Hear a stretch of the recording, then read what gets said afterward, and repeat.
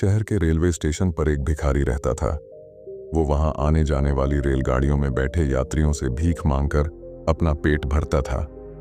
एक दिन जब वह भीख मांग रहा था तो सूट बूट पहने एक लंबा सा व्यक्ति उसे दिखा। उसने सोचा कि यह व्यक्ति बहुत अमीर लगता है, इससे भीख मांगने पर यह मुझे जरूर अच्छे पैसे देगा। वह उस लंबे व्यक्ति से भीख मांगने लगा। भिखारी को देखकर उस लंबे व्यक्ति ने कहा, तुम हमेशा मांगते ही रहते हो, क्या कभी किसी को कुछ देते भी हो? भिखारी बोला, साहब मैं तो भिखारी हूं, हमेशा लोगों से मांगता ही रहता हूं, मेरी इतनी औकात कहां कि किसी को कुछ दे सकूं। लंबा व्यक्ति बोला, जब किसी को कुछ दे नहीं सकते तो तुम्हें मांगने का भी कोई हक नहीं है। मैं एक व्यापारी हूं और लेन देन में ही विश्वास करता हूं। अगर तुम्हारे पास मुझे कुछ देने को हो तभी मैं तुम्हें बदले में कुछ दे सकता हूं। इतना कहने के बाद वह लंबा आदमी ट्रेन में बैठकर चला गया। इधर भिखारी उसकी कही गई बात के बारे में सोचने लगा। उस लंबे व्यक्ति के द्वारा कही गई बात उस भिखारी के दिल में उतर गई। वह सोचने लगा कि शायद मुझे भीख में अधिक पैसा इसीलिए नहीं मिलता क्योंकि मैं उसके बदले में किसी को कुछ दे नहीं पाता हूं। लेकिन मैं तो भिखारी हूं, किसी को कुछ देने लायक भी नहीं हूं। लेकिन कब तक मैं लोगों को बिना कुछ दिए केवल मांगता ही रहूंगा? बहुत सोचने के बाद उस भिखारी ने निर्णय किया कि जो भी व्यक्ति उसे भीख देगा उसके बदले में वह भी उस व्यक्ति को कुछ जरूर देगा। लेकिन अब उसके दिमाग में यह प्रश्न चल रहा था कि वह खुद भिखारी है तो भीख के बदले में वह दूसरों को क्या दे सकता है। इस बात को सोचते हुए 2 दिन हो गए, लेकिन उसे अपने प्रश्न का कोई उत्तर नहीं मिला था। तीसरे दिन जब वह स्टेशन के पास बैठा हुआ था तभी उसकी नजर कुछ फूलों पर पड़ी जो स्टेशन के आसपास के पौधों पर खिल रहे थे। उसने सोचा, क्यों ना मैं लोगों को भीख के बदले कुछ फूल दे दिया करूं। उसको अपना यह विचार अच्छा लगा और उसने वहां से कुछ फूल तोड़ लिए। अब वह ट्रेन में भीख मांगने पहुंचा। अब जब भी कोई उसे भीख देता तो उसके बदले में वह भीख देने वाले को कुछ फूल दे देता। उन फूलों को लोग खुश होकर अपने पास रख लेते थे। अब भिखारी रोज फूल तोड़ता और भीख के बदले में उन फूलों को लोगों में बांट देता था। कुछ ही दिनों में उसने महसूस किया कि अब उसे बहुत अधिक लोग भीख देने लगे हैं। वह स्टेशन के पास के सभी फूलों को तोड़ लाता था।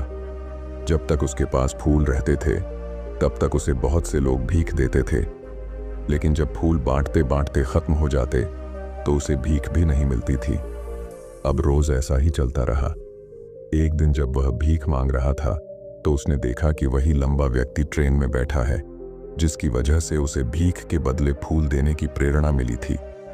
वह तुरंत उस व्यक्ति के पास पहुंच गया और भीख मांगते हुए बोला, आज मेरे पास आपको देने के लिए कुछ फूल हैं, आप मुझे भीख दीजिए तो बदले में मैं आपको कुछ फूल दूंगा। उस लंबे व्यक्ति ने उसे भीख के रूप में कुछ पैसे दे दिए और भिखारी ने कुछ फूल उसे दे दिए। उस लंबे व्यक्ति को यह बात बहुत पसंद आई। वह बोला, वाह क्या बात है, आज तुम भी मेरी तरह एक व्यापारी बन गए हो। इतना कहकर फूल लेकर वह लंबा व्यक्ति अपने स्टेशन पर उतर गया। लेकिन उस लंबे व्यक्ति द्वारा कही गई बात एक बार फिर से उस भिखारी के दिल में उतर गई। वह बार बार उस लंबे व्यक्ति के द्वारा कही गई बात के बारे में सोचने लगा और बहुत खुश होने लगा। उसकी आंखें अब चमकने लगीं। उसे लगने लगा कि अब उसके हाथ सफलता की वह चाबी लग गई है जिसके द्वारा वह अपने जीवन को बदल सकता है। वह तुरंत ट्रेन से नीचे उतरा और उत्साहित होकर बहुत तेज आवाज में ऊपर आसमान की तरफ देखकर बोला, मैं भिखारी नहीं हूं, मैं तो एक व्यापारी हूं, मैं भी अमीर बन सकता हूं। लोगों ने उसे देखा तो सोचा कि शायद यह भिखारी पागल हो गया है और अगले दिन से वह भिखारी उस स्टेशन पर फिर कभी नहीं दिखा। लेकिन 6 महीने बाद इसी स्टेशन पर 2 व्यक्ति सूट बूट पहने हुए यात्रा कर रहे थे। दोनों ने एक दूसरे को देखा तो उनमें से एक ने दूसरे से हाथ मिलाया और कहा, क्या आपने मुझे पहचाना? दूसरा व्यक्ति बोला, क्योंकि मेरे हिसाब से हम लोग पहली बार मिल रहे हैं। पहला व्यक्ति बोला, नहीं, आप याद कीजिए, हम पहली बार नहीं बल्कि तीसरी बार मिल रहे हैं। दूसरा व्यक्ति बोला, मुझे याद नहीं, वैसे हम पहले 2 बार कब मिले थे? अब पहला व्यक्ति मुस्कुराया और बोला, हम पहले भी 2 बार इसी ट्रेन में मिले थे। मैं वही भिखारी हूं जिसको आपने पहली मुलाकात में बताया कि मुझे जीवन में क्या करना चाहिए, और दूसरी मुलाकात में बताया कि मैं वास्तव में कौन हूं। दूसरा व्यक्ति मुस्कुराया और अचंभित होते हुए बोला, ओ, याद आया, तुम वही भिखारी हो जिसे मैंने एक बार भीख देने से मना कर दिया था और दूसरी बार मैंने तुमसे कुछ फूल खरीदे थे। लेकिन आज तुम ये सूट बूट में कहाँ जा रहे हो और आजकल क्या कर रहे हो? तब पहला व्यक्ति बोला, हाँ, मैं वही भिखारी हूं, लेकिन आज मैं फूलों का एक बहुत बड़ा व्यापारी हूं और इसी व्यापार के काम से ही दूसरे शहर जा रहा हूं।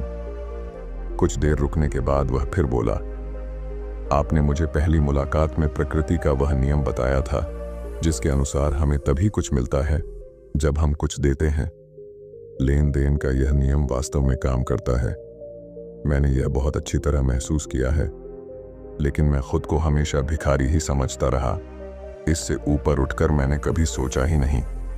और जब आपसे मेरी दूसरी मुलाकात हुई तब आपने मुझे बताया कि मैं एक व्यापारी बन चुका हूं। अब मैं समझ चुका था कि मैं वास्तव में एक भिखारी नहीं बल्कि व्यापारी बन चुका हूं। मैंने समझ लिया था कि लोग मुझे इतनी भीख क्यों दे रहे हैं, क्योंकि वह मुझे भीख नहीं दे रहे थे बल्कि उन फूलों का मूल्य चुका रहे थे। सभी लोग मेरे फूल खरीद रहे थे क्योंकि इससे सस्ते फूल उन्हें कहाँ मिलते। मैं लोगों की नज़रों में एक छोटा व्यापारी था, लेकिन मैं अपनी नज़रों में एक भिखारी ही था। आपके बताने पर मुझे समझ आ गया कि मैं एक छोटा व्यापारी हूँ। मैंने ट्रेन में फूल बांटने से जो पैसे इकट्ठे किए थे उनसे बहुत से फूल खरीदे और फूलों का व्यापारी बन गया। यहाँ के लोगों को फूल बहुत पसंद है और उनकी इसी पसंद ने मुझे आज फूलों का एक बहुत बड़ा व्यापारी बना दिया।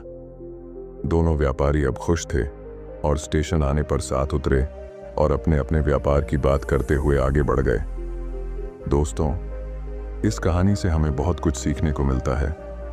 कहानी में लंबा व्यापारी गिव एंड टेक के नियम को बहुत अच्छी तरह जानता था। दुनिया के सभी बड़े व्यापारी इसी जीवन के नियम का उपयोग करके सफल हुए हैं। इस फॉर्मूले को उसने भिखारी को भी बताया। भिखारी ने इस प्राकृतिक नियम को अपना लिया और इसका असर उसके जीवन में साफ दिखाई देने लगा।